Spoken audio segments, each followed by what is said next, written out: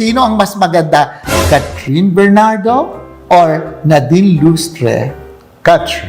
Bakit si Catherine? Magkamukha sila actually. Demure ang mukha niya. Pero isa ang hulma nila. Demure. Lalo na nag-uumpisa pa sila. Nadine talagang, kumbaga, kasado na. Sa panagin mo, magkakabalikan pa sila ni Padilla?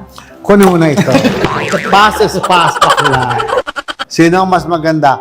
Alma Moreno o Lorna Tolentino? Mas gusto ko ata yung diverse ang personality na i-involve sa different gender. Parang gusto ko ata si Lorna T. Okay. Umuo ka o hindi? Para sa akin, si Alma Moreno, napakaganda ng mukha kahit walang makeup. Sa akin, sige. Si Lorna Tolentino, napakaganda ng mukha. Miski anong kapal ng makeup. Sino nagpapakapal ng makeup niya muna nung araw? Sa malangit na Kaibigan natin. Alam mo, kung buhay yun, kasama natin dito yun.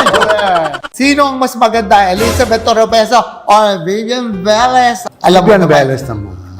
Talaga? Gusto mo talaga? Katawan, ano? Pero gusto ko kasi mukha ni Elizabeth Oropesa kahit sabihin mo may hiwa siya dito or may mark siya, whatever here. Kasi ang gusto ko sa kanya yung soulful eyes niya. Magaling si Elizabeth. Si Elizabeth, isang tingin mo pa lang, alam mo, artista. Ma-acting na, ano?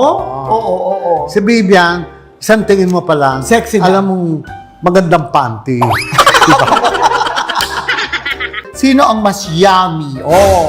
Richard Gomez or Aga Mulak? Tapos na sila. Tanatanong ko kung sino mas yummy sa kanilang dalawa. Kung kakainin mo sila.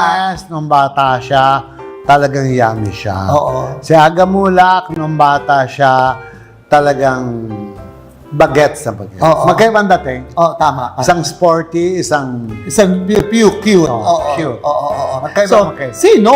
Kung kakainin mo sila, sino kakainin mo? Baksan na natin to, ka na. Kakainis ka, di ba sinasagot ang tanong ko?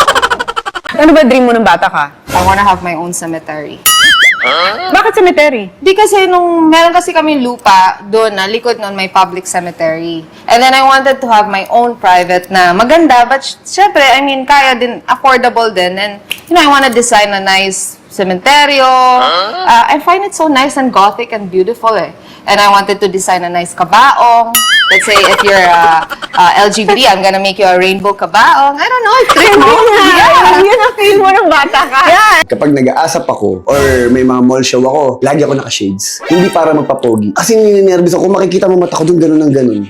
Oo, kasi hindi ako sanay sa ng tao eh. Pag tinanggal ko yan, ibig sabihin, kaya ko na. Kumbaga, relax na ako. Doon ko palang tatanggal. Kaya minsan, gabi na naka-shades ka pa. Hindi mo akong ninadaga ako, nakakatulog ako. Yun yung totoo doon.